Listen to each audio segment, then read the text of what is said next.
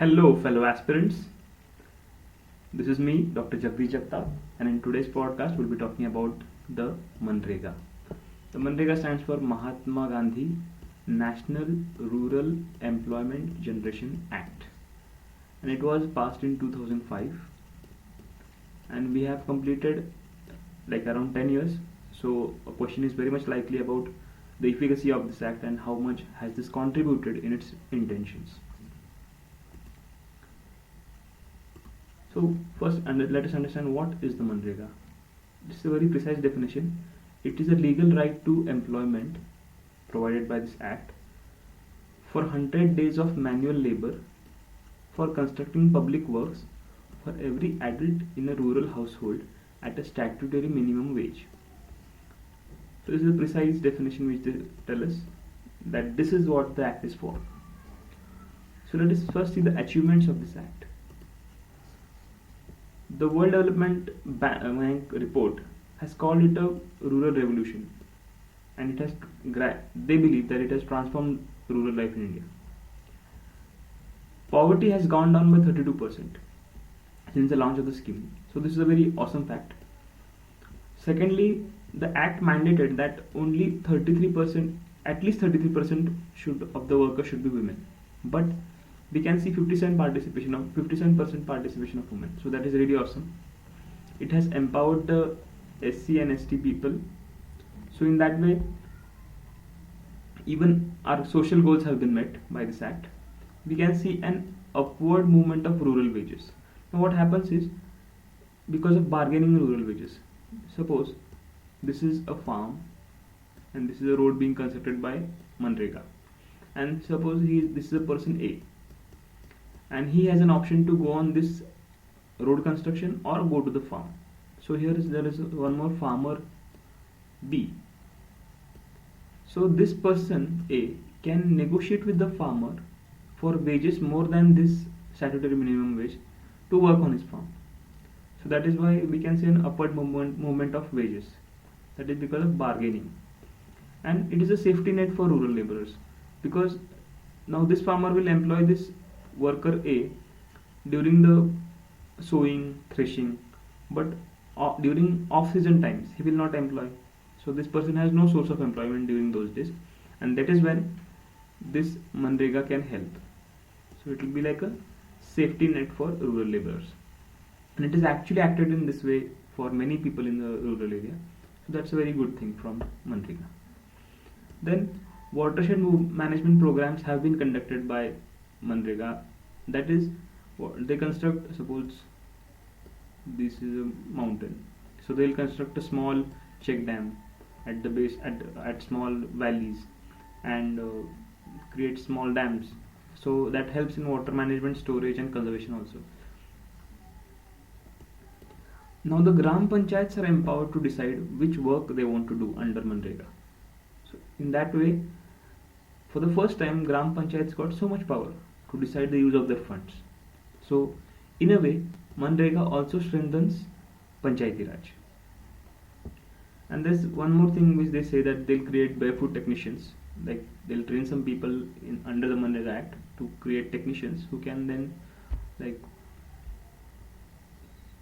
help the asset quality. Like suppose they are constructing a dam and someone knows how to, like a little bit of basic skill, how a dam is constructed, this, that. So they can improve the asset quality later on. So there are some challenges. The CAG report gives a very scathing criticism of this, that there is large scale corruption and diversion of funds. There is a lot of swindling of money in this involved.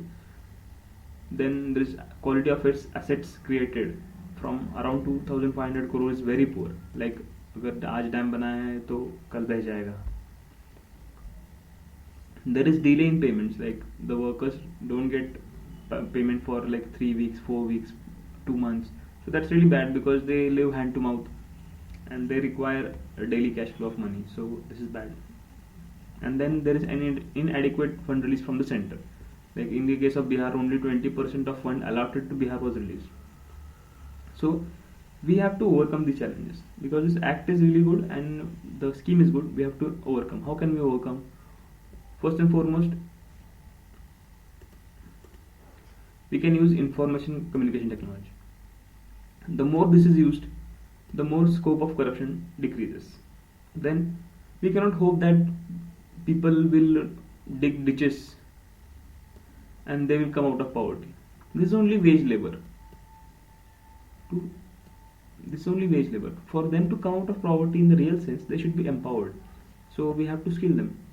So according to Pradhan Mantri Kaushal Vikas Yojana, Deen Dayal Upadhyay Gramin Kaushal Vikas Yojana, or under Skill India, we can skill these people to, like, this wage labor is just for the rainy season, like for the bad season, like when they are really out of work. But we cannot hope that they will work all their lives in this act according to this scheme, and then they will become prosperous. No, it will always give them around 200-300 rupees, and it will just give them food for the night. That's it.